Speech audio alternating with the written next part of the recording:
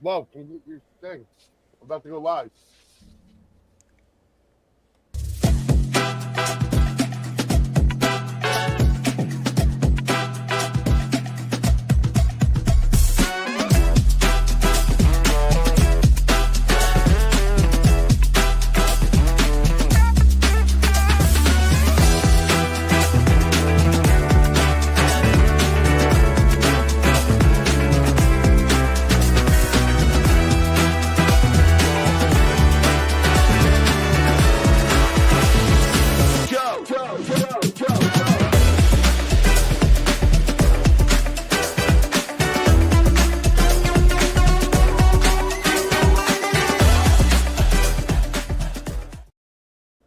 And a very good morning, everybody. Welcome in to another edition of the Pass and Av Sports Show.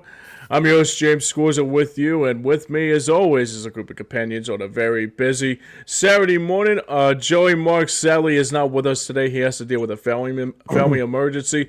But instead, we got Mike Lauro from Out of the Box Sports and also PM in the AM. Mike, what's going on, brother? Good to see you, man.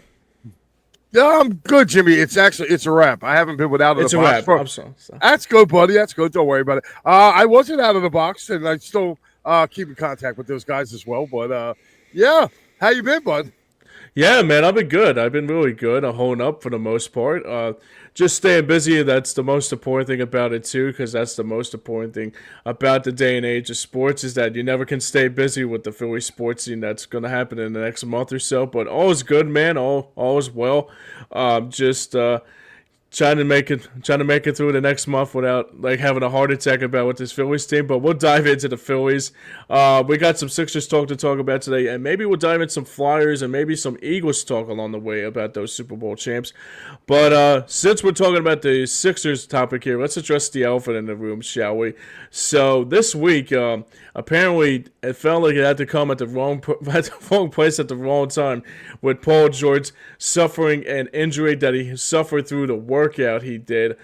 This happened on Monday around the time of the home run derby, so worst timing to actually notify us, especially when that time comes for it. But as before we get into before I want to ask you the question here, we got a comment here. Mike Green checks in and says, "Hey guys, if you are into 30 for 30, watch the one called Requiem for the Big East. I'll definitely check that out. And also, good morning, Mike. Thanks for chiming in, buddy. I appreciate it. But overall, speaking of the Sixers here, Mike, what is your immediate reaction when you hear the news about Paul George's the sustained injury that keeps on happening with this Sixers team? It feels like it never ends. But what is your immediate reaction when you hear the news about Paul George's injury that happened over the week in this past week? I don't know. Is it not shocking? Yeah. I mean, really, Paul George only signed here for the money. I mean, so like, I don't think his heart is really being here. I think the Sixers should have tried to do everything they could to get him out of here. I don't like the guy. I think his play on the court's declining. You got a declining Embiid. For me, I look at it like that. Like, the only thing they should be doing right now is building around Tyrese Maxey. I will say this. I like the kid that they drafted. I watched, as a matter of fact, I was actually out and I watched his game, the Summer League game. I was actually watching a little bit of when he took on Ace Bailey. So, to me, come on, you had all summer and, parts of this, since the season ended to get whatever's not right fixed. And now you're waiting till now to do it. I mean, it just goes to show you what type of mentality this guy has. It's all about him. And, and again, there's some type of friction with the Sixers as well because, Joel Embiid came out and said he's basically not going to team doctors no more. He's pretty much done with the Sixers. And I think it's funny because, Joel Embiid's the only constant here. Right. The Sixers have changed everything around but him. And, people are like saying that he's not. Like I saw a guy come on TikTok the other day defending Joel Embiid. He's not soft. He did this and he did that. And I'm not going to say Joel's soft. All I'm going to say is he ain't got that dog in him. He don't have that dog in him. I'm sorry. Yeah. But getting to Mike's first comment over here, that guy Mike, that Requiem for the Big East was a very, very good 30 for 30. 30 for 30 is usually pretty good. And he says reports the Sixers covered up Paul George's injury. Well, I mean, at the end of the season, they don't have to put out an injury report of what's wrong with their players. Right. They don't have to do that. That's only for the game. And I don't know, man. I really don't. To me, you and Joey know where I stand with him. I felt like they should have traded him. Was it 3 years ago now? They Something should like have. that. Yeah. They should have traded him the year after his MVP. They're not going to get nothing for him. Yeah. I know you guys I know Mitch has been. Mitch does he does his podcast with Stream Punk. Doing the Sixers events, and I can't see how anybody gets behind this dude anymore. I've Yeah. been saying it for the last couple of years. You're going to get an older, declining. Like if the guy wasn't good when he was young, and I don't mean good as in he wasn't good at staying healthy. Mm. You know what I mean? Yeah. So Yeah. what are you going to how many games are you going to have Paul George, Embiid, and Tyrese Maxey on the court for this year? That's true. I mean, here, 40 games. Something like that. So here's the thing that really drives me crazy about this too, because I thought about it during the week, and you basically said it best, though, Mike, is that he came here for the money. I think the one thing that really bothered me more than anything with Paul George, when he first came here, I thought it was not a bad. I mean, at first, I didn't think it was. Actually, I thought it was a really bad signing because you're bringing in somebody that's another old veteran that is still he's not going to be the Paul George of the old. I mean, that was the one thing that really bothered me. And then his podcast was more like the elephant in the room more than anything too, is because that podcast continued to become like a X factor. And look, he really just came here. I mean, just people out there that said that he's like a DeMarco Murray of the Sixers. There's other people that would say that somehow some way that he if we can just find a way to just unload his contract and find a way to figure out what he has in store. But overall, the thing that I was really annoyed about more than anything is that he continues to become a real pest when it really matters the most. And I think the other thing that I'm really I don't understand why we still have to deal with this guy. I mean, it's the same thing with Joel Embiid too, and I'll get your reaction to the article that came out this week too in the later topic of the show. But the last thing I'll say about Paul George here before we move on here is that I just want him to just ship off and ship out and just do whatever you can to just take the money and run and just be gone. I mean, I just can't take another minute of it, man. Yeah, I mean, the Sixers are they're kind of they're in I don't know, they're in purgatory. That's the only way I can put it. Yeah. They're in purgatory, and the worst part is they're wasting Tyrese Maxey's. They're wasting his prime years of him being here, man. I really, the way I look at it, man.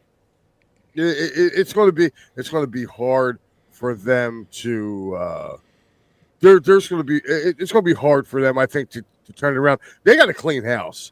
They got to bring in, basically from basketball operations on down. They need to clean house, bring in a fresh set of eyes, some new ideas, and just start over.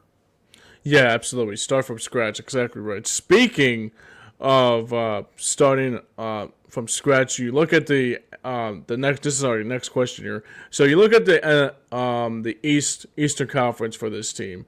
You look at all the injuries they had with the Celtics and also the deal with the Pacers and all the other stuff that happened included.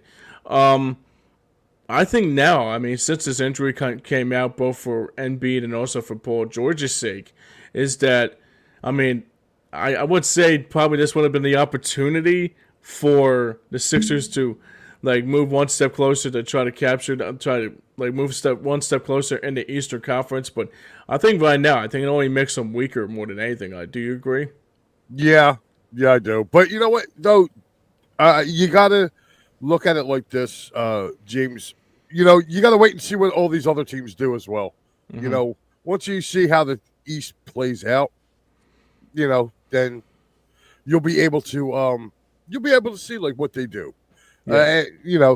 So far I kind of like what they did in the draft. But we're gonna have to wait and see. That's all, buddy. Yeah, I mean that's the thing too. I mean, like the difference is with the Sixers team is that they got the young talent out there. Like they got the Maxis, the McCains, the Edgecombs, and even like Broom.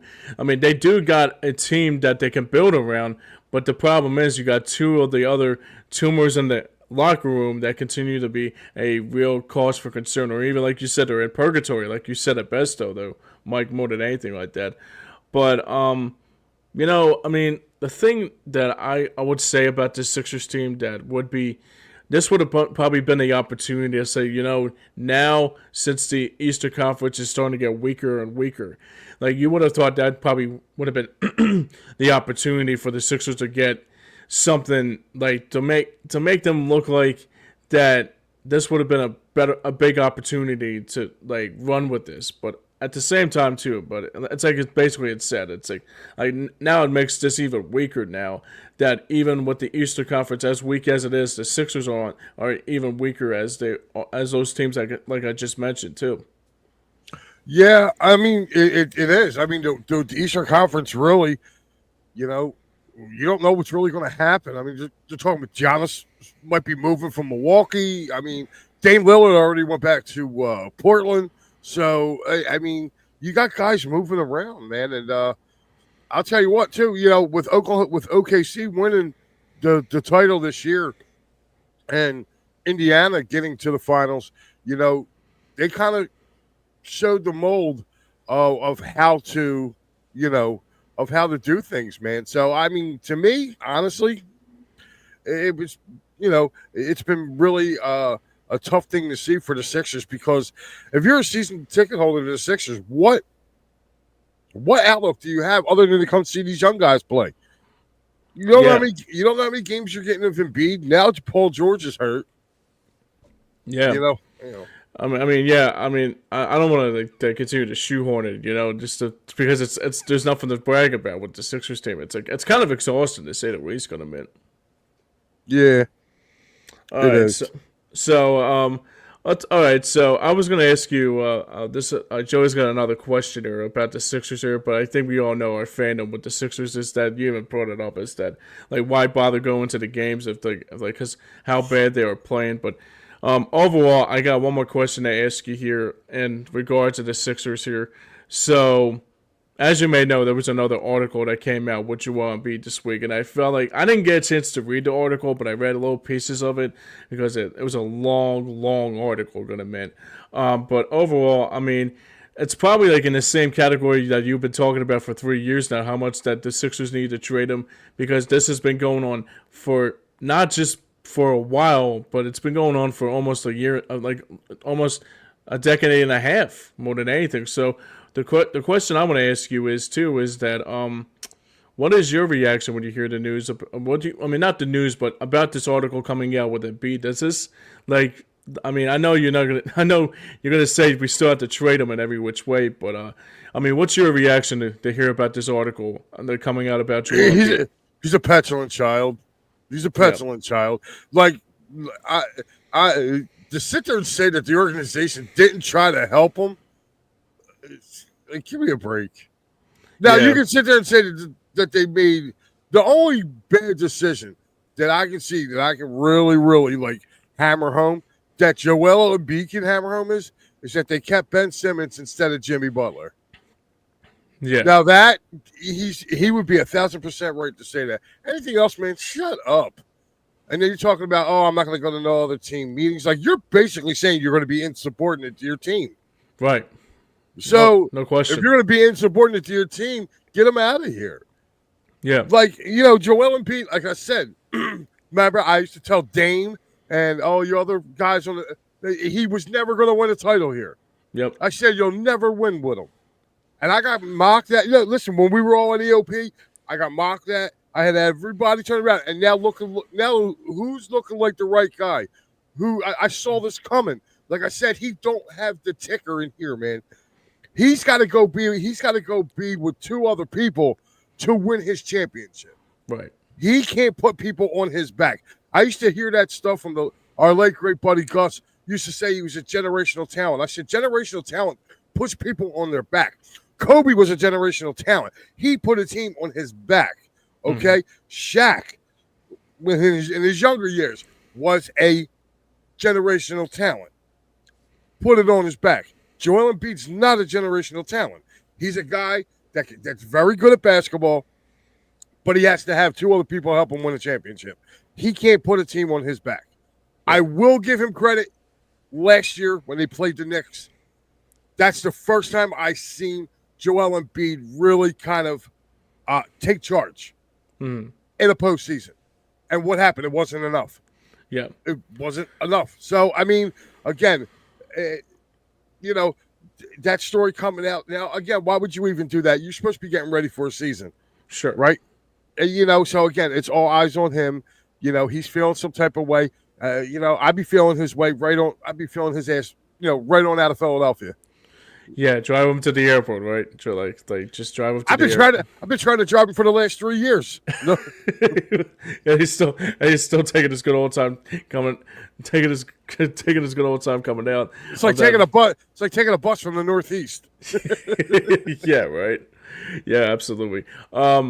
So with Joel Embiid, I mean, obviously, you've been saying it for a long time. I mean, I was in that same category around 2 years ago when I think it was when Jokic won the NBA Finals, and I said to myself, okay, now it looks to me that the way we had with Jokic with that debate with Embiid, it feels like Embiid was the one that was more the spectator than, not the spectator, but more like he was the most participant than Jokic was, because Jokic won that NBA title.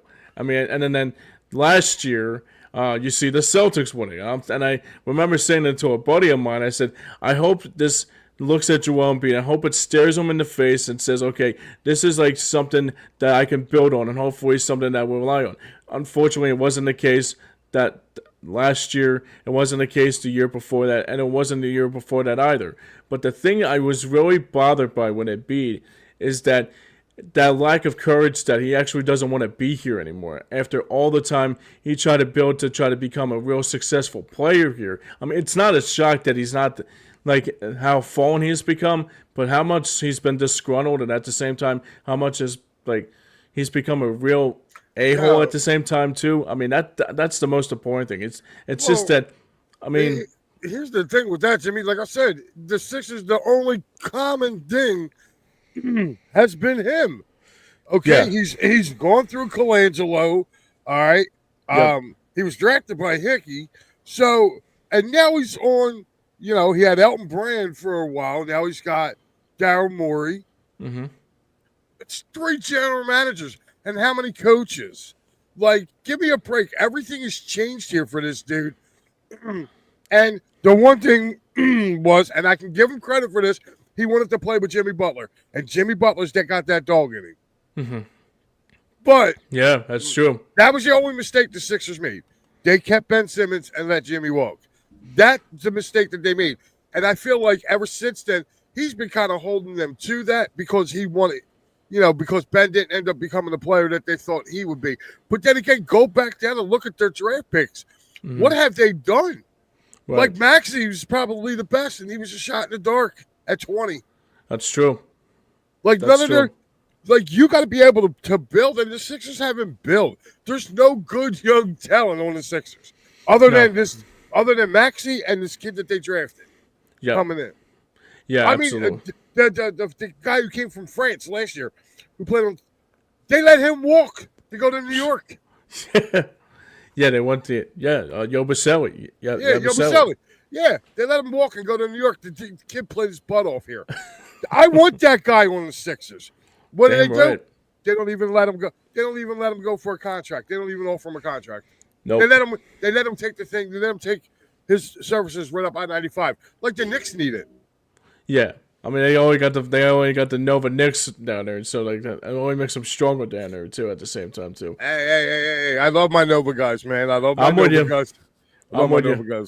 Yeah, I'm with you, cuz. I'm with you on that. Speaking of, we can finally rip the Band-Aid off of this too, so we can finally say enough is enough with the Sixers. But speaking of another team that's playing with a lot of positivity towards the 2025-2026 season is our Philadelphia Flyers, who, by the way, Mike, I have to say right now, look like they're moving in a lot better direction than the other team that plays in that same arena. But overall, the Flyers made some moves this offseason, made some good components, making some good moves and every which way. Sully checks in for the first time today, and he says, "I'm so sick of this whole team." I guess he's talking about the Sixers. Wise, I don't think he's talking about the Flyers, because the Flyers are actually moving in a positive direction.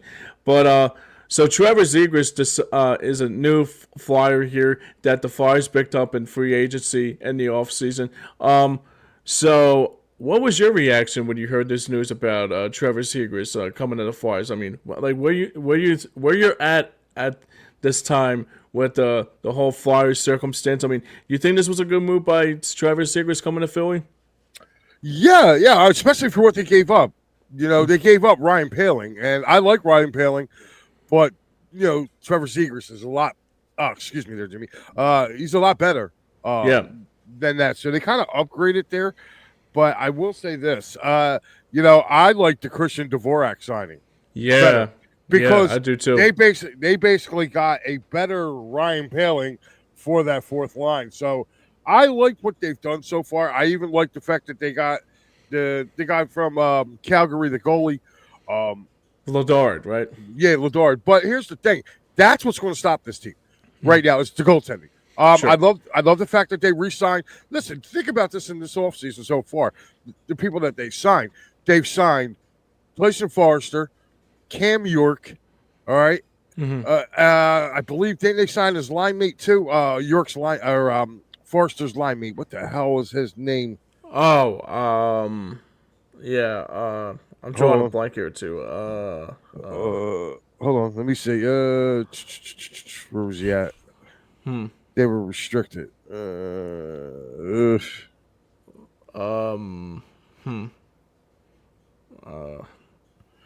who you're talking about too. Yeah.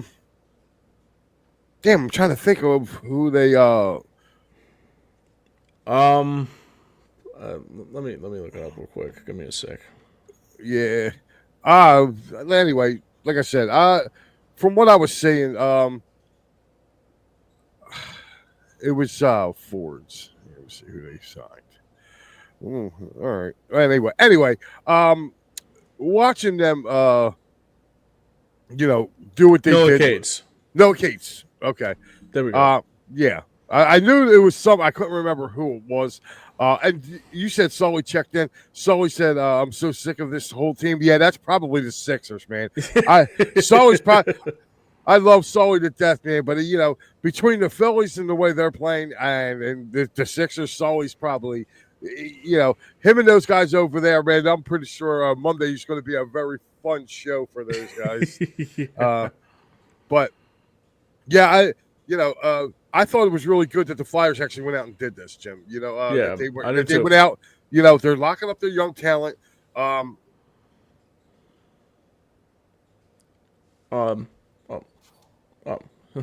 It's my mic. It's my cord, Jimmy. I don't know what happened there. But I was gonna say, I was like, you're in the middle of I guess Joel Beach trying to cut your mic. He ain't trying to hear it no more. But, right.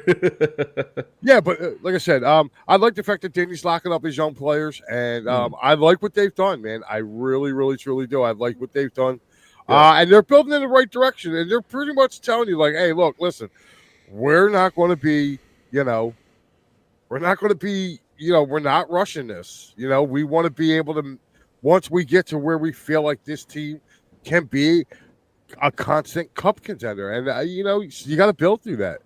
So that's why I'm waiting to see really like what happens right now, man, especially with their goaltenders. But let me see here.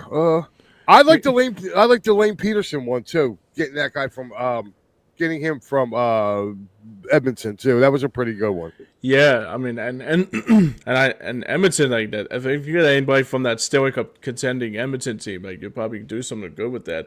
But the thing that sticks out to me is what the Flyers did this offseason is that they actually try to find ways that they said, okay, we have to fix the problem with our scoring. I mean, it's a very good problem to have, especially now with Zegras. And I mean, Zegras is really good on that power play. I've seen a lot of good stuff with him too. I mean, obviously there was times that it would be like on like trying to make the actual hockey game like a video game and try to spin nickels on your forehead, kind of the same kind of mentality that he has. But overall, though, I mean, the one thing I was really intrigued about too with Zegras is that he could help his power play a lot. Dvorak is a very good signing too. Kind of reminds me what they brought in a couple years ago with Mark Stahl, but the difference was Mark Stahl was like around like close to the end though. But just having that veteran presence on the ice is very, very important with this team. Well, And Dvorak, I look at it, he's really good on faceoffs, which is what the Flyers need. And Right. you brought up Mark Stahl. I thought that was the most wasted signing ever. I hated that dude. I could not wait for him to get off the ice. He was bad. It was like, who's the one guy that they kept bringing back? He was a defenseman. He was slow as hell. We had him a couple years ago, and then we traded him, and then they re-signed him like the next year. I do remember that. The guy he used to play with he used to play for the Sharks, and then he came here. Oh, Justin Braun. Justin Braun. Yes, Braun. Oh my God, between him and oh my God, they were like their two worst signings the Flyers ever. I like Justin Braun too. I thought when they got him, I'm like, oh cool, because I watched him from afar. He could hit. He was a banger. By the time he got here, man, he was done. He was just collecting a paycheck, and he was slow, man. But Yeah, definitely. But like I said, to me, Dvorak's a really good signing. I think that's going to help him out. They got to move up, man, because that power play was dreadful. Dreadful. So yeah, it was no question about it. We'll see where it goes there, Jimmy, with that one. Yeah, I mean, the thing about it too with Zegras is like the biggest X factor is going to be if he can stay healthy too, because he's been dealing with injuries going back to a couple years with Anaheim.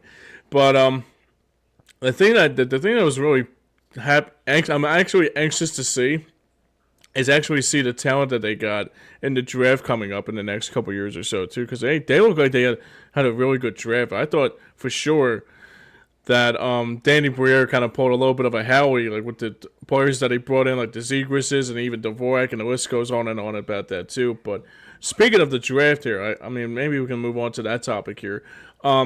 So let me get your opinion on the Flyers draft so far, and what did you like that the Flyers did, or you think that the Flyers could have done?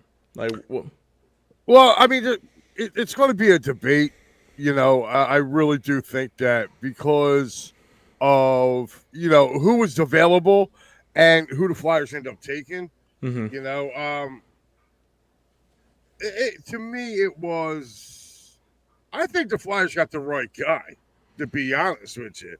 Yeah, I really do. I think they have, for them to go down, they picked 6 and they took Porter Marone. Now, they could have taken James Higgins. I think a lot of people wanted Higgins, and who ended up going the next pick to the Boston Bruins. But what I'm going to say to you is Porter Marone, you got a 6'3", he's a right wing, but he can also play center. Mm-hmm. You know what I mean? So, to me, I like the fact that they got him. Now, I will say the pick that the Flyers swapped out with at number 12, that Nesbitt, that to me, honestly, I'm not going to lie, I feel like that was a little bit of a reach for that guy. I think they could have got him. Mm-hmm. One of the guys I was looking forward to trying to get was, believe it or not, one of the guys I was looking forward to was Victor Eklund. I was looking to see if they were going to try to get him. He ended up going to the Islanders, and wow. I was kind of hoping they could, get what they could get. But listen, the way I look at it for the Flyers, I liked the draft that they've done. They went, they had a couple. The second rounders, they had Amico and Murtaugh, and Vashani, and again, you had a right wing, and 2 defensemen. And I'll tell you what, these defensemen, this this Amico kid is huge. 6'6", 232. Wow. I mean, that's a big boy, all right? Like, all these guys that they've drafted are 6'1" and above. Jack Murtaugh, 6'1", 200 pounds. Shane Visagi, 6'3", 212. I mean, you're looking down. Matthew Gard, 6'5", 195. Wow. I'm going down and looking at some of these picks. Like, to me, I'm liking what I see from the Flyers. I really do. I think they had a chance to make some picks, get some guys in. I mean, some of them are going to be, projects, but I mean, you would sign up for it, right? I mean, oh yeah. I mean, I'm just looking at some of them. I'm going through the draft right now. I'm actually scanning through just to see. Max Weingard, he's the smallest guy. He's 5'11", 161 that I've seen so far. Weingard. So, I mean, hold on. Luke, I'm not even going to try and pronounce that. Luke Voluski, 6'5", 200 pounds. Yeah. I mean, like, what's crazy? You're seeing all these kids, man. I know what he's trying to do. Like, he's getting big physical defensemen. Like, yeah. And you're going to pair him up with some of the smaller, this could be a year that, you see Risto not here anymore. So yeah, I was just going to say that. I was going to say what your take on was with Risto at this point when you brought up these defensemen, Well, hey, I would use Risto. If you get a couple of the guys that are playing well, and you can get to bring them up, you got a trade piece. You can send Risto line somewhere and hopefully get some scoring back. But the Flyers ain't done yet either. Too. I mean, they still got to they don't even. As Matty B, we were talking. We did our Phillies mid-season show the other night, and afterwards, me and Al and Matty B were talking, and Matty B was like, "Dude, he's like, they don't even have a team yet." So, again, I don't know, man. Like I said, I think they're smart what they're doing. Says, are you guys disappointed the Flyers aren't trying to make a splash? Another year rebuilding. I get 26 is the big year with the free agents, but I was kind of hoping a trade or an RFA sheet this season. I like where they're really headed, but I want to move forward. I agree with you, Sully. I just don't think the cap situation. I think they're waiting for the cap situation because I think next year, like the cap really jumps up next year, and they're also coming off a lot of those dead contracts. Cam Atkinson's gone already, so like he went to Tampa Bay, but Ryan Ellis's deal is finally going to come off the books. You have all these other contracts are going to be coming off the books, so the Flyers are going to be in really good shape moving forward. You just have to do it. I think they're going to shock a lot of people this year. I think the Flyers are going to get into the postseason. I think you will see postseason hockey back at the Wells. Well, what's it going to be? Xfinity Mobile Arena now. Xfinity Mobile Arena, the Big X. Yeah, the Big X. So you'll see. Only in Philly, right? Think about that. We went from our stadium being the FU Center to the Wells Fargo Center to now the Big X. I mean, literally went from the FU Center to the Big X. I mean, only here does that happen. Yeah. I remember, believe it or not, it's really funny when they had some this year too, though. He's like, I don't love the $5 million for a checking line center. To me, that's just another asset to flip at the deadline. No, he's not. If you're talking about Dvorak, he's not a checking center. They brought Dvorak in here. They got rid of Paling for, Trevor Zegras. This dude's an upgrade over Ryan Paling. Over Ryan Paling. And gotcha. He's Ryan Paling with a goal scorer's touch, and he's better at faceoffs. This is what the Flyers needed. They need centermen that can win the draw. What was happening with the Flyers all year last year? They could never win a big draw. Right. Like when it came time to go, they got somebody that's going to help them out. And the thing is, you know, you got to be a little more patient. This is a new coaching staff coming in. Mm-hmm. So I think they're going to play well. I really do. Like, I like the makeup of this team. You know, I don't care what did the big splash get us? And this is where I say and I'm not trying to, be combative with Joey, but over these last 50 years, what has the big splash got us? That's true. It's gotten us to a cup, but it hasn't gotten us down Broad Street with a cup. So, let's go a different way. Ed Snyder would pull out his checkbook and just write checks and bring people in. But if you look, he didn't win anything. No, you're right. And you know what? You know what the craziest thing about it is too. You bring up that big splash boy. I mean, other probably than Danny Briere maybe in like 2007. I mean, Ilya Bryzgalov was a big splash, and they took and 2 years later we had to unload him. It was kind of the same kind of mentality. He said, "I'm talking about the young piece, not a vet." McTavish. I mean, they could. Yeah, McTavish could be a good one. That could be a good one, Joey. I mean, and listen, like I said, we were all talking Thursday night after our Phillies. We were talking after the Fighting's final first half recap show. Right. We were talking off air. How we usually talk on here, and like Matty B was like, dude, he's like, no, like physically, like they don't have enough players to like between. He said they don't have enough players. So I do think the Flyers are going to sign some more people moving forward, because you also got guys that are, it's kind of like the NFL. Like, you have some decent guys that may get cut due to salary cap implications. Right. So you may be picking up off the scrap heap for right now, but you just got to take a look. The only problem with going out and getting a young defenseman that's a free agent, they're going to cost money. And right.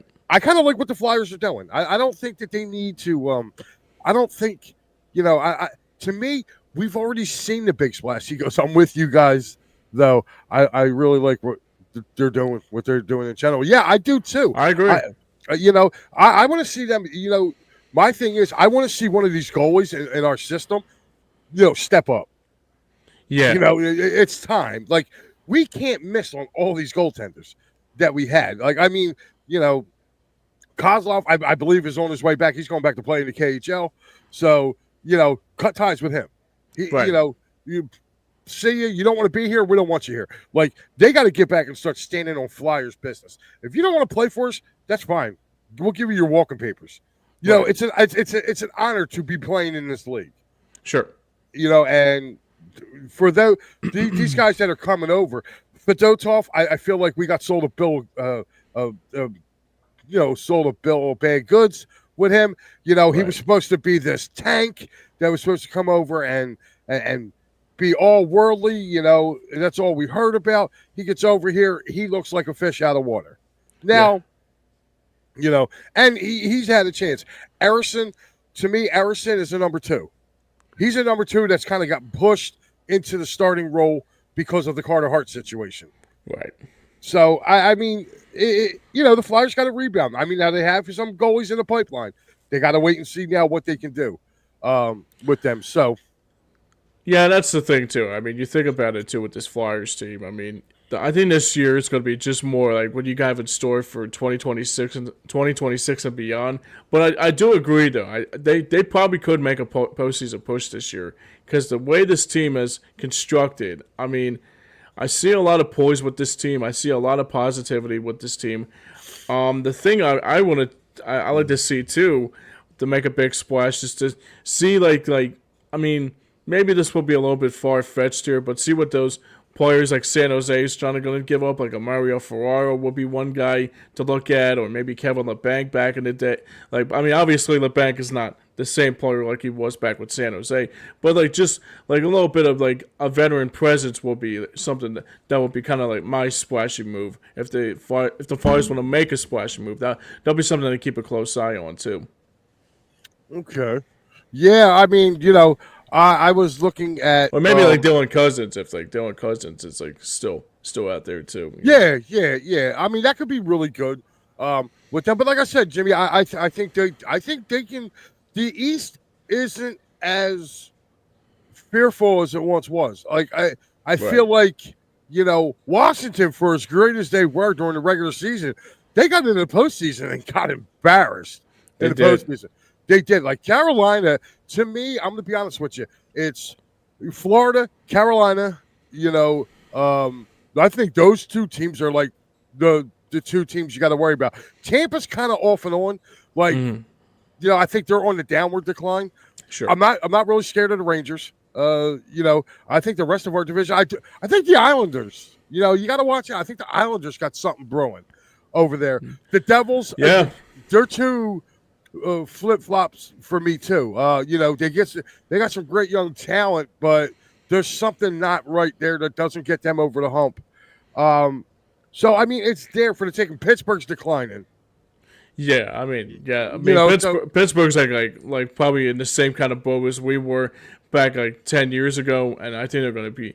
I mean, like they're dealing with Crosby and Malkin being older every time, and also Letang too. So it'll be. I don't care. I would still take Letang in a heartbeat. Yeah, I would too. I would take Letang in a heartbeat. Like when he was a free agent, coming up to be a free agent a few years ago, I was really surprised the Flyers didn't try to take a run at him. I mean, just to try to get him across, just like we did with Talbot. If you remember Max Talbot, right? I when do he remember was, that. Yeah, when he played all them years with Pittsburgh, and then all of a sudden they were going to let him walk, and the Flyers went. What a Stanley Cup with him, man! What was like the Stanley? I got 2 of the Stanley Cup clinching goals, and they said, and it does the same thing with Yager too. The same thing with Yager, like back in the day too, with Talbot too. That's the same thing with like bringing in ex-Penguins. That's absolutely true. Last thing I want to ask you about this too. So you think you look at the Flyers as a young team that's going to be open up a lot of eyes this year in the NHL. Is there any team out there that sticks out to you that could be a threat to the Flyers, like we just brought up here? Oh, every team in the Eastern Conference is a threat to the Flyers. I mean, Yeah. I'm going to be honest, Jimmy. Like when you finish in last place in your division, like your whole division is a threat. You know what I mean? Like, Yeah. So I'll tell you what, though, I do like, if you're looking at the Western Conference this year, I'm going to give you. I think Chicago makes the postseason this year. I really do. I think they make the postseason as well. So, like my two teams that weren't in the postseason a year ago, that's going to be in the postseason this year. I think Chicago for the Western Conference and the Flyers for the Eastern Conference. I think they both get in. So you will have the Madhouse on Madison, and then you have the Wells Fargo or Xfinity Live Arena. The Big X will be going crazy. I think next spring with playoff hockey. Well, probably a rematch of 2010 will be like something more historical. No, I don't think either one of them are going to get to the Cup. No, I'm not going to go crazy about that. I mean, could they get in and win a series? I mean, yeah, and I think that would rejuvenate them. I think, I don't care what anybody says. I know our fan base, we take a beating, and some of it is deserved. I will say this. There is no better atmosphere than Philadelphia in the postseason. Yeah, I don't care. Like I've been to a playoff game in Baltimore. I've been to New York several times. New York's pretty decent. I'm not going to lie. I mean, I've been to playoff baseball or playoff in New York. It's pretty decent too. I think it's an East Coast thing. I just think our fan base, when it comes to playoff anything, it doesn't matter. Our fan base, man, come postseason time, like they just hit another level. And I would love for this Flyers team to get a chance to experience that. Can you imagine the Wells Fargo Center stuffed to capacity with the chant of "Let's Go Flyers"? And the Sea of Orange too, yeah. And the Sea of Orange, yeah. I mean, like, oh man, I missed that, man. This is something that these group of Flyers haven't seen. In a long time. Long time.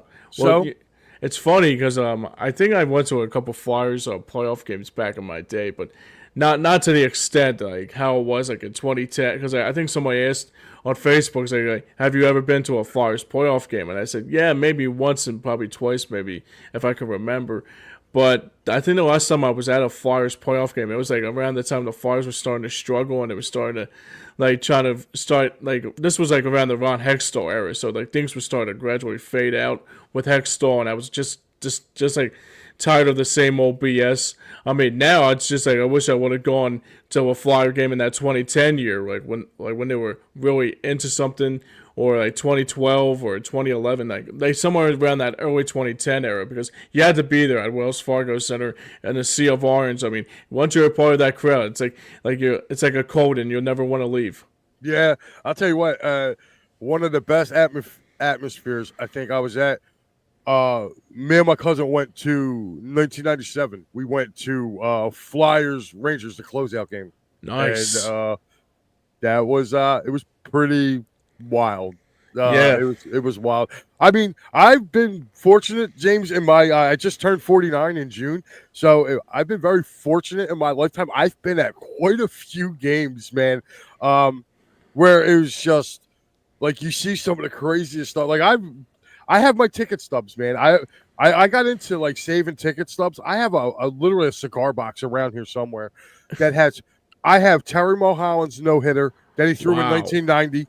I was there, and believe it or not, that game, SEPTA was giving away passes. It was in the shape of a baseball diamond. You literally got a free ride on SEPTA, and then when you went down, you presented it to the ticket window, and you got a general admission ticket at the vet. That's awesome. So like. That night, there had to be about 60,000 people there because SEPTA was giving them away. If you knew somebody that worked for SEPTA, you got a ton of passes. I think I had like 10 passes on me. Wow. Like, I was giving them out. I was like, yo, come on, let's go. And like, we all went down. And like, I'll never forget it. I sat between the two. I sat between Fanavision and the scoreboard at the old vet. Me and my friends, we sat right between there. And that's where we watched that. I was there for that no-hitter. I was there for Kevin Millwood's no-hitter, when he was here. He threw the no-hitter. It's been I've been through a lot of like crazy games. Like, and the thing is, like, whenever it would be a crazy game, I would like put a C on the ticket stub. I would just put a C for crazy games. Like I like me and my older brother, we went to the give you location because I know we're gonna talk Phillies. We went to there was a game, I believe it was 90 or 91. They were playing the Pirates. Right. The Pirates sent up 15 men in the first inning. They jumped out to a 10-0 lead. Oh, wow. Before we even got to the seats, it was 10-0. I'll never forget that. I sat down and looked, and my brother looked at me. He goes, is that scoreboard saying what I think it says? And I turned around and looked, and I went, dude, we just got here. I'm like, I looked at him. I said, no, dude. I was like, yeah, we're not leaving. I said, because we may see the most runs ever scored in a professional baseball game. Yeah, right. And he goes, what do you mean? I said, well, if they put up 10 in the first inning, I said, by the fifth inning, dude, I said, it should be 50-0. I said, I want to be here for that. You know what I mean? Right. And my brother started laughing. Yeah, and absolutely. Literally, the Phillies came back and won that game. They came back and won. I think it was like 12-10. And the Pittsburgh announcer made that famous thing. If they blow this game, I'll walk back to Pittsburgh. And he literally walked from Philadelphia back to Pittsburgh. Oh my God. For charity. So yeah. Oh my God, that's crazy. I was at, like I said, man, when I mean, and if Sully's still with us, like Sully could even tell you, dude, that 93 season. Oh yeah. Dude, I was at the doubleheader. The one that lasted till 4:45 in the morning. I've always told the story. The Mitch Williams. Yes, the Mitch Williams. And you know who he got the hit off of? Hall of Famer, Trevor Hoffman. That's right. He gave up the hit. At 4:45, I've always told this story. It's probably local lore now because I've told it on different platforms. But I was like 16, 17.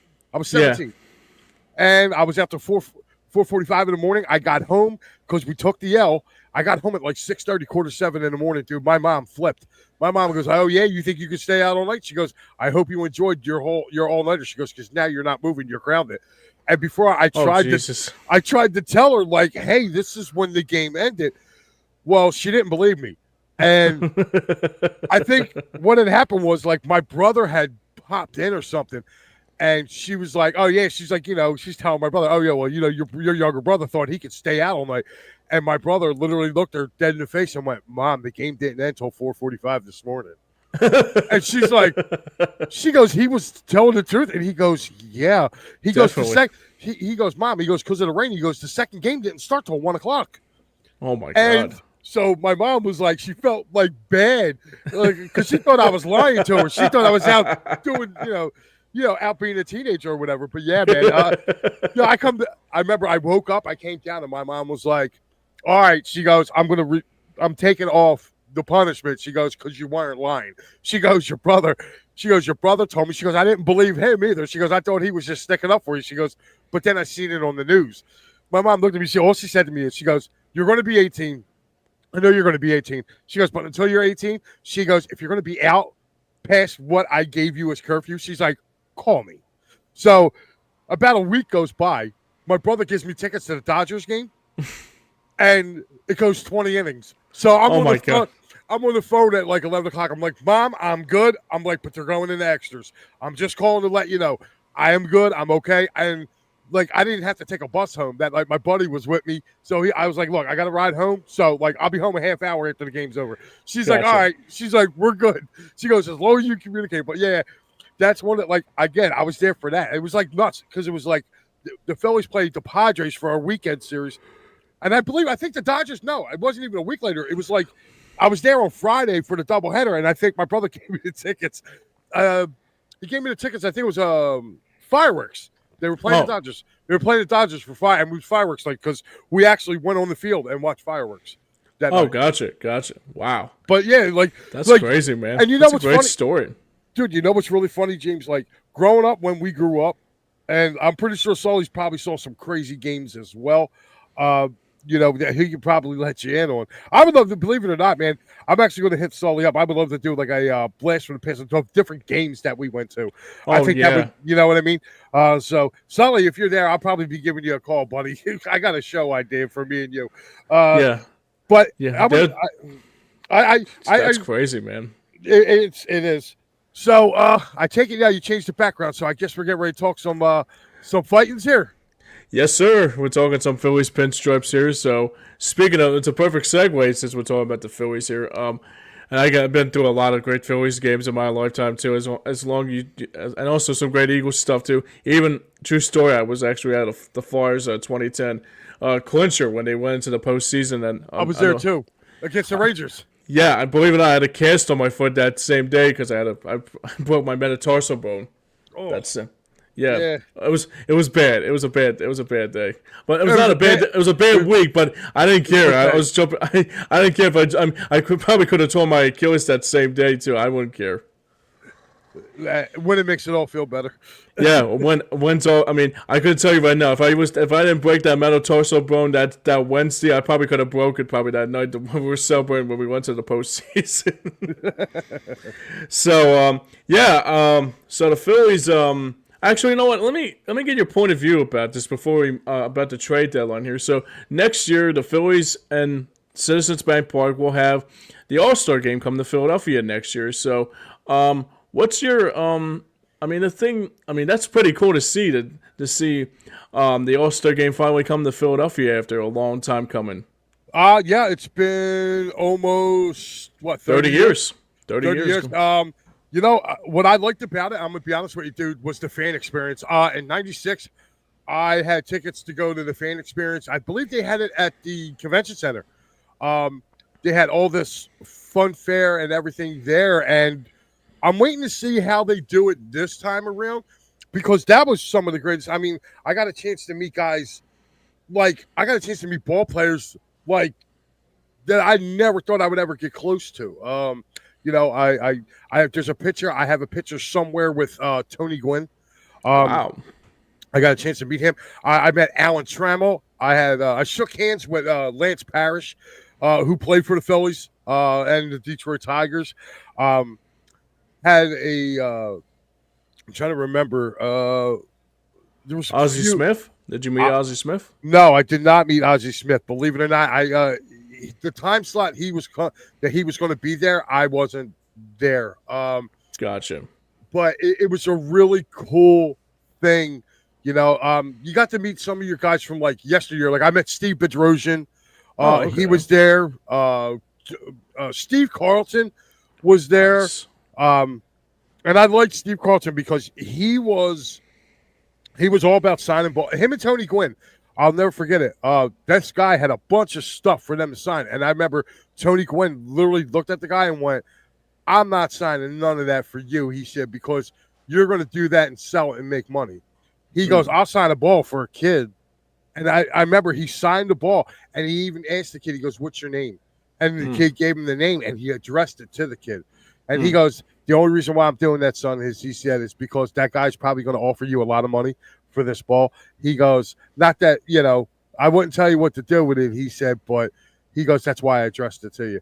And the guy goes, the kid literally had the square plexiglass cases. Oh, yeah. The kid literally, as soon as he signed it, he opened up the glass case and had Tony Gwynn put the ball in. And the kid put the glass thing around it and then handed it to his dad. But again, it was so cool, to see these guys in their natural element. Yeah. If you get a chance, James, to experience that, the fan center, they do. I imagine now with technology the way it is now, I was able to do a call of the pennant clinching strikeout of Bill Pecota from the '93 Phillies. We went in, we had headphones. They put up, and you literally called it, and it was pretty cool. Nice. I had a VHS tape of that. That's awesome, man. Yeah. So and next year I turn the big 5-0. So I will be. That is a birthday gift for me and myself. I am actually going to buy myself that gift. I want to go to the game. I went to the home run contest last time. I had tickets to the game, and I kind of was being a little greedy and kind of sold them. This time I want to go and experience it. So yeah. I mean, also the thing about it too is that to see especially Schwarber with the 3 home runs he hit. I mean, it would have been fun to see that if it was this year, and see Schwarber hit those 3 home runs and that swing off too. That would have been pretty rad too. I'm a little worried, man. I think Schwarber's going to be back next year, but he's going to be back in a Reds uniform hitting home runs. You know what I mean? That's a guy. Phillies can't let him walk. They can't. I don't. Listen, if it comes down between him and Ranger, guess what? We got pitching in the pipeline coming. And I said this to Matty B. I said, we got pitching in the pipeline coming.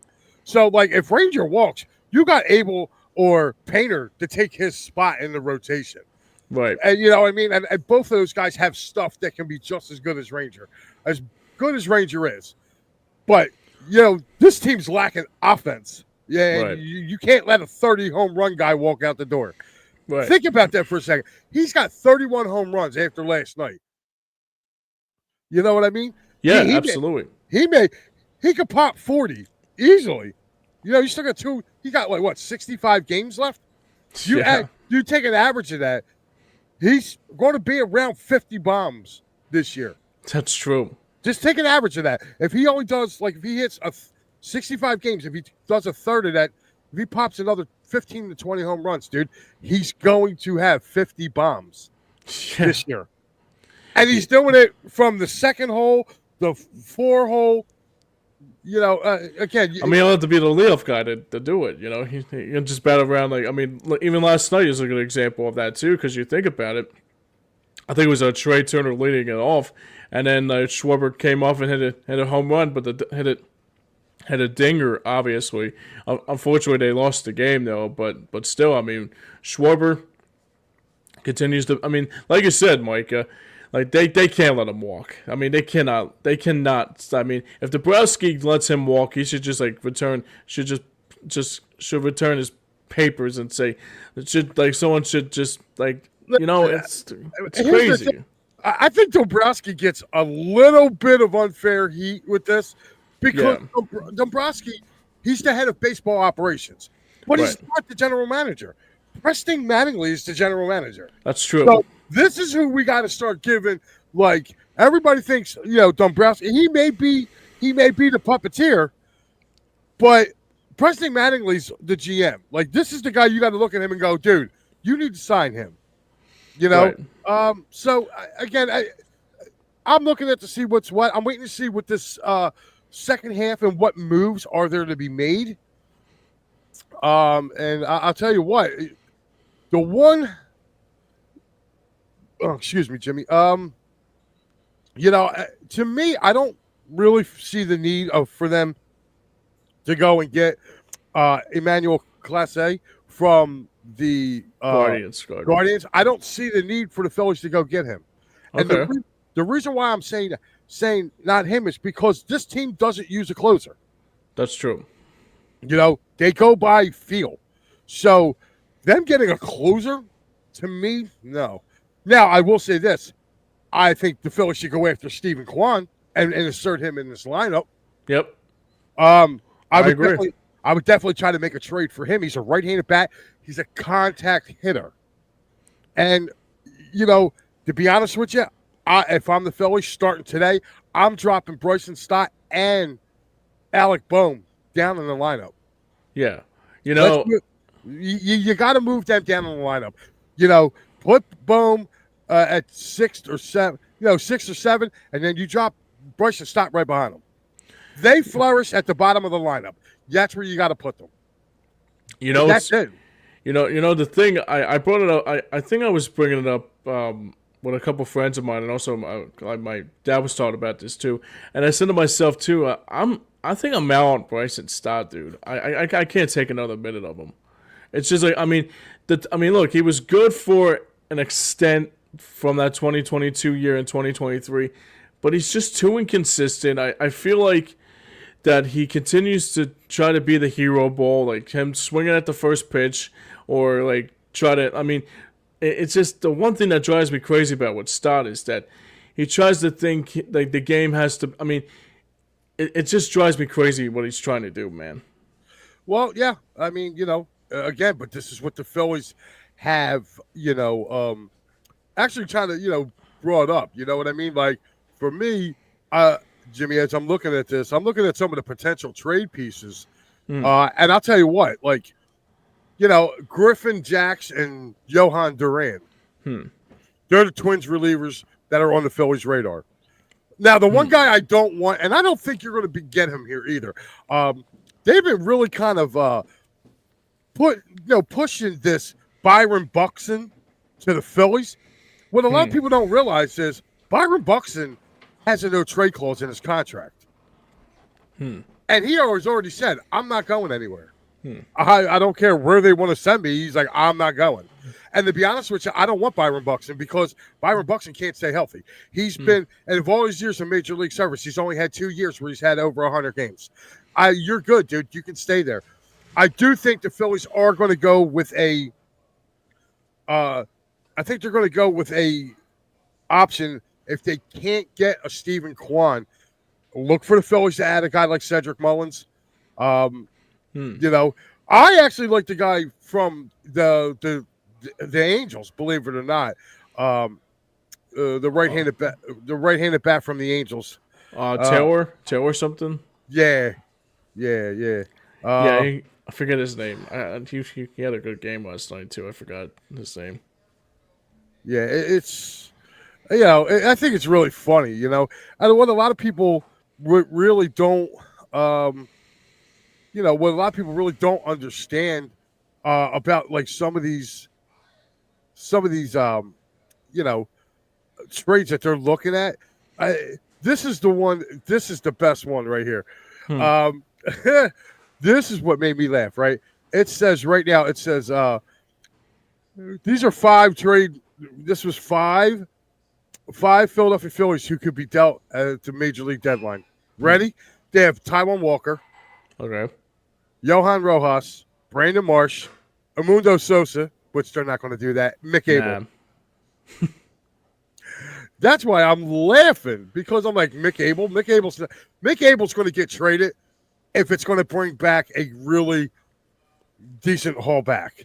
You know what I mean? Maybe that'd be like Stephen Kwan for Mick Abel or something like that. Maybe yes, something like that. But if I'm the Phillies, I'm also grabbing a bullpen arm, not Class A, but I'll grab a bullpen arm to throw in, and you throw in like a Max Kepler and say, listen, we'll send you, Abel and Kepler. You send us Kwan and this guy here. Yeah, you know what I mean? And yeah, that makes sense. I mean, the other thing too was like I was gonna ask you about like what do you think the Phillies could do in the trade deadline, but I think it's already said and done with that too. But overall, I mean, I brought this up a few weeks ago about Stephen Kwan, how much he could be a veteran presence with the left field, and I try to figure out, okay, who are you going to put in, like who are you gonna like put him in the rotation? I mean, do you put like him in left field? Do you put him in center field? Do you put him in? I mean, obviously Castellanos is in right field. I mean, you could probably put Trey Turner in center field. I mean, there is like pieces that you can fill the. I mean, the left field. I mean, I think it'll be way better in left field because Max Kepler has shown you less than nothing at this point. And I'm surprised. I'm really surprised because I've liked Kepler. I watched him play when he was in Minnesota, and again too, like also you don't know that he wasn't sold a bill of false goods either. You know what I mean? Like, yeah, I mean, what Robbie doing the back and forth and jumping in and out of lineups, it would be crazy. It would be insane. Mm-hmm.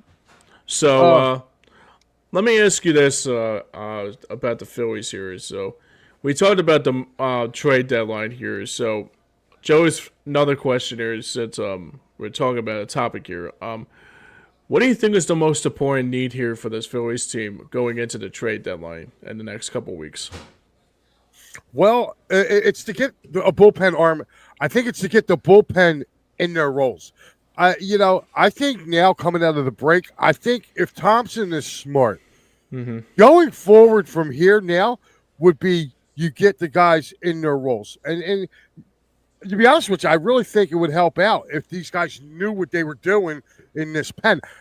The one thing me and Matty B talked about, and Matty is a little more optimistic than me. He thinks that they have a decent bullpen. Their pitching's fine right now. He thinks it's the hitting. And I can't disagree with him because the Phillies are feast or famine. They will put up 15 runs and then they'll score 3 runs in the next 4 games. That's true. Again, they need a little more consistency. I think they need to get a guy like a Kwan in here. They need a little more contact guys in this lineup. There's too many mash and bash guys. You need contact. And I think if you trade for Kwan, you're going to help. It's going to help you. It'll help you. It definitely will help you, especially with that outfield troubles that you have with Kepler and let alone Listen, I think if they can't get a Kwan, a guy like Cedric Mullins is going to help. And here's the thing. Yeah. Cedric Mullins, if you're getting a Cedric Mullins, which, by the way, he's on the walk here, so you're not giving up any of your top 4 for Cedric Mullins.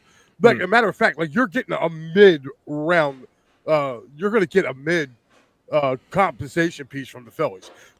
Like, it's not going to be Cedric Mullins for Mick Abel. You know what I mean? Like, it's not going to be that. Like, you may get somebody that's down in, like, A-ball right now. Like Aiden Miller or something like that. No, Aiden Miller. Like, listen, if you're only getting Cedric Mullins from the Orioles, then you're like I'm telling you right now, if I'm the Phillies, I'm like, don't ask me about Crawford, Painter, Miller, or Crawford, Miller, Painter, and Abel. Don't even ask me about them. And Tate and Tatate, or is it Tatate or whatever his name is, the catcher. Those five don't if you even bring their names up, I'm hanging up. Because Cedric Mullins, 31 years old. He's a rental, and you pay as a rental. Like, you ain't got to be. So those guys ain't going to get touched. I think Cedric Mullins can help this team, believe it or not. So, no question about it. I think the other thing too with Cedric Mullins and also with Stephen Kwan is that like you're right about Mullins. He is a rental, but the thing with Kwan that I like the most is that I've seen all the stuff that he does with Cleveland, and he's a good hitter. He's a very good, consistent hitter. I think he's a very good outfield presence.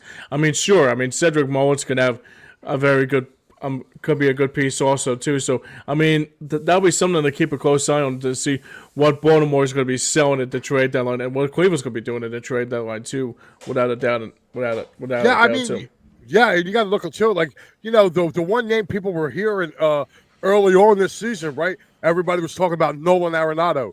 Like, he was going to be on the move. Like, to me, honestly, again, I think he's only got he's going to be a free agent or he's got 1 year left.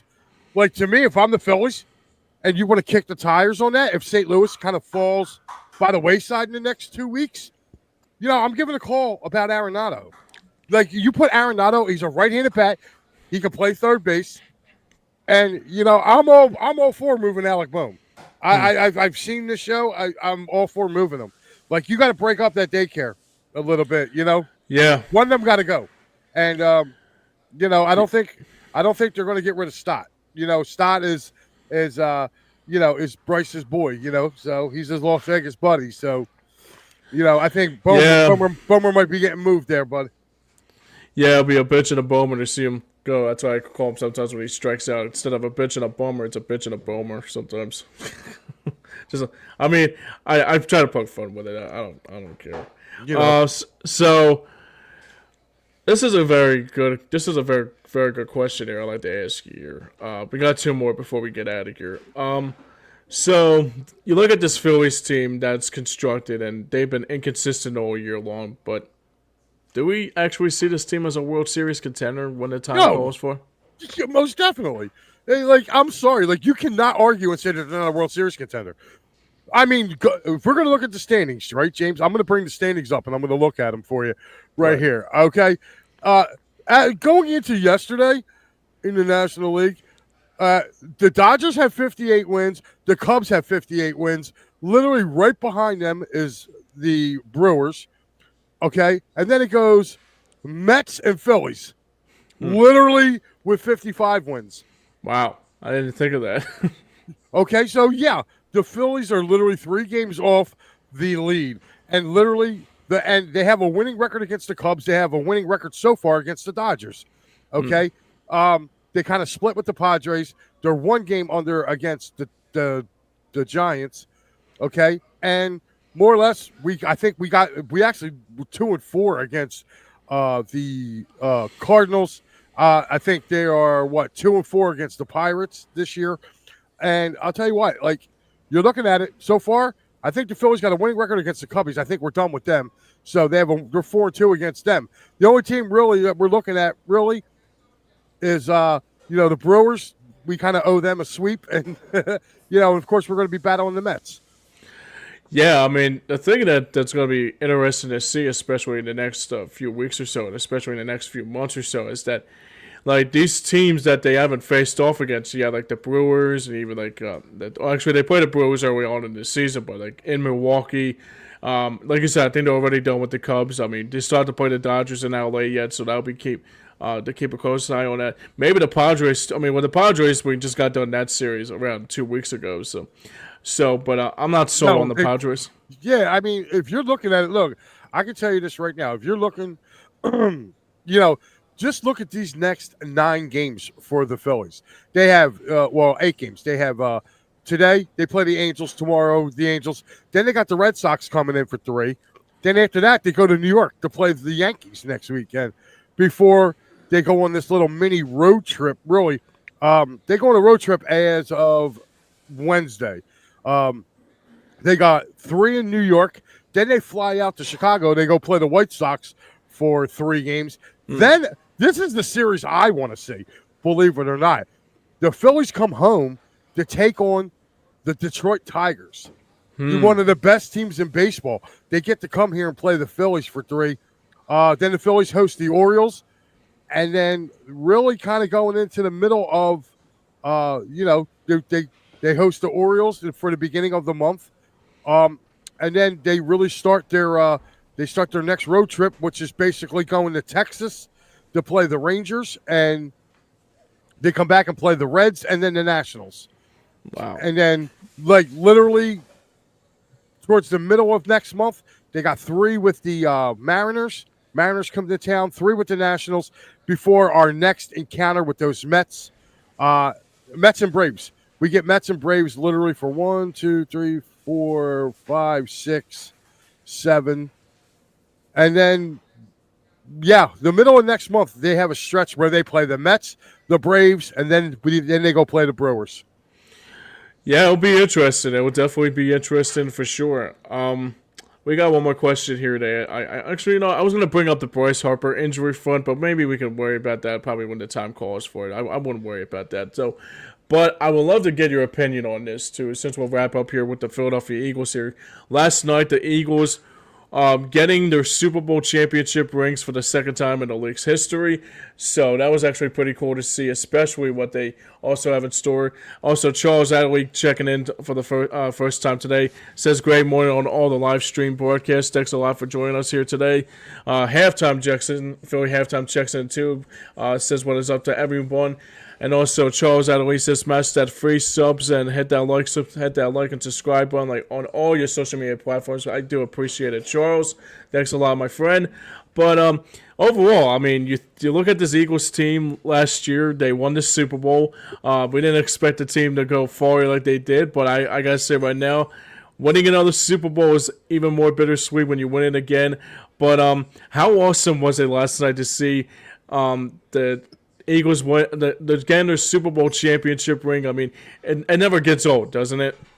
Well, listen, I'll tell you what, those rings. I actually saw Devontae Smith's.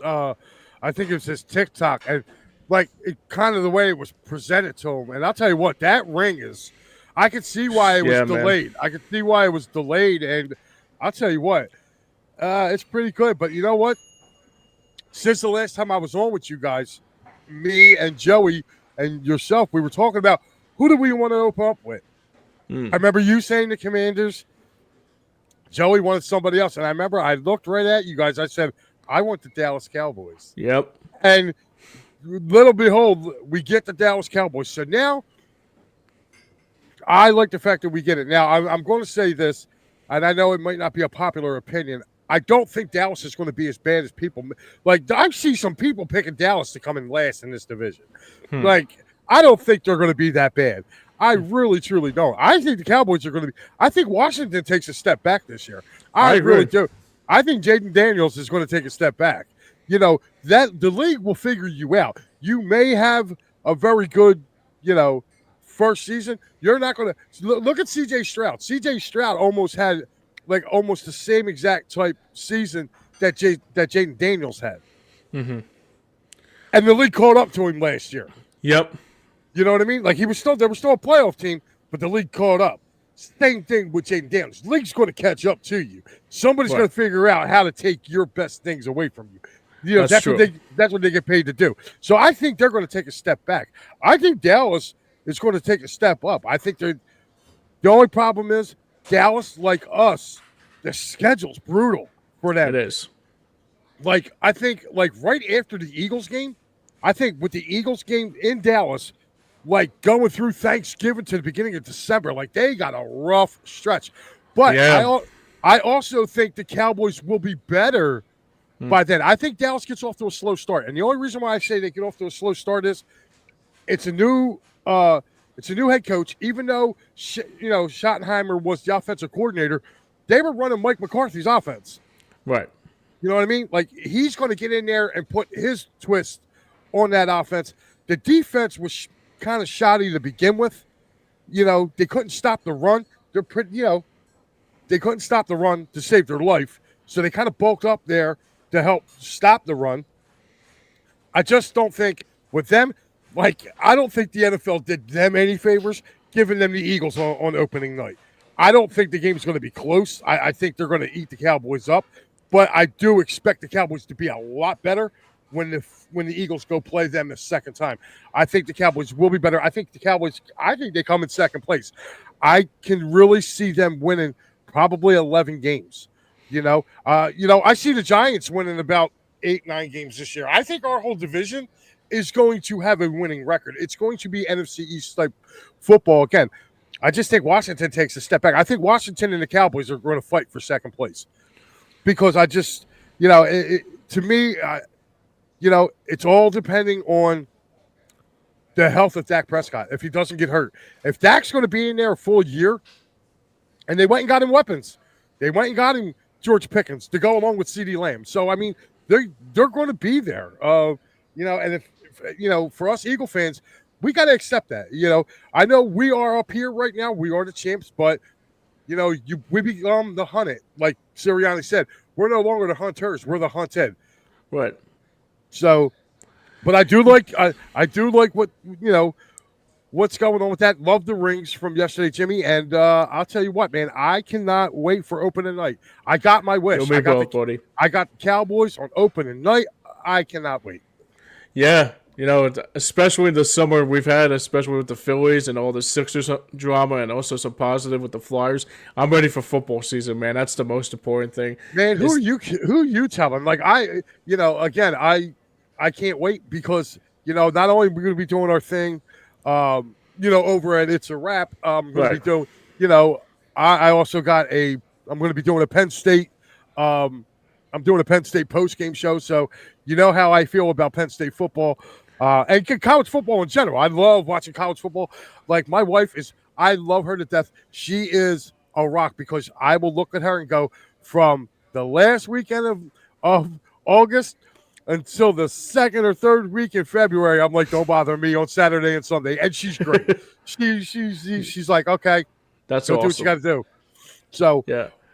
So I mean, the last thing I'll say about this too, about the Eagles, we're exactly just counting the days until training camp now, man. We're exactly about a week, right? About a week away. Week and a half. Actually, not a week and a half. Actually, just like 4 or 5 days away, man. Right. So we're definitely counting the days down.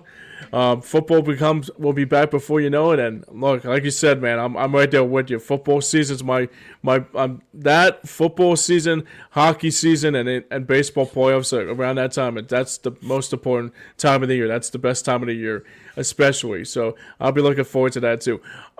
Mike, I want to say thank you for joining me again today, man. I really do appreciate it. It really means a lot to me.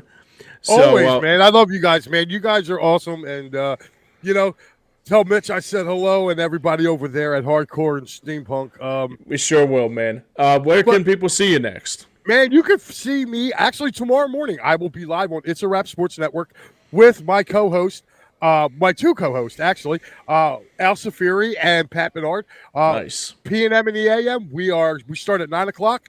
So your Sundays will never be the same. And jump on over to It's a Wrap Sports Network. Just like here on Streampunk, we also have the Fighting's Final. We're on there, and we have more and more content coming. Like I was telling you, Jimmy, I starting late August, I will be doing a Penn State Penn State show. Also coming for the football season, and just for football season, I'm going to be doing something with kind of prop bets and like games of the week, 3 college, 3. I break him in, and I'm going to give you some, it's a betting show, so where maybe you might be able to make some coin, you may not.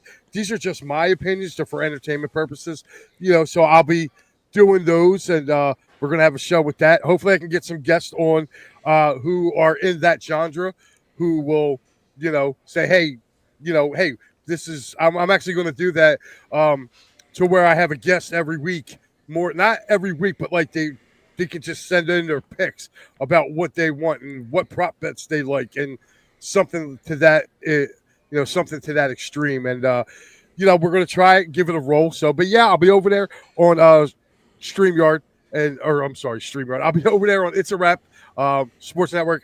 Again, I'm over there, P&M in the AM every Sunday. You can catch me on the Fighting's Final. And coming this fall, it'll be the Penn State, it's actually called the Happy Valley Huddle. Nice. Valley Huddle. Yeah, Happy Valley Huddle. And then, of course, I will be also doing some pre- and post-game for the Eagles, for those guys over there, too. Nice. So, again, we're all still one kind of, it feels good to come on here. Likewise, brother. Now I got to go. I'm going to go yell at Paul Spencer and tell him I want to make an appearance back on Out of the Box. Yeah, right. Well, no, man, we really do appreciate you coming on today, man. We really do appreciate it, man. Hopefully you'll come on very, very soon. Like always, we always say hit that like and subscribe button on our social media platforms like we always do. But now, that's going to do it for here today. I want to say thank you again to Mike Lauro for coming on today, brother. I appreciate it. Now for Joey Marks, for Mike, for myself, I'm James Scorza, and this has been the Patterson Ave Sports Show. Enjoy the rest of your week, everybody. Count the days down until football season. Until now, we'll see you next week on the opening week of training camp. We'll see you guys next week. Go Birds.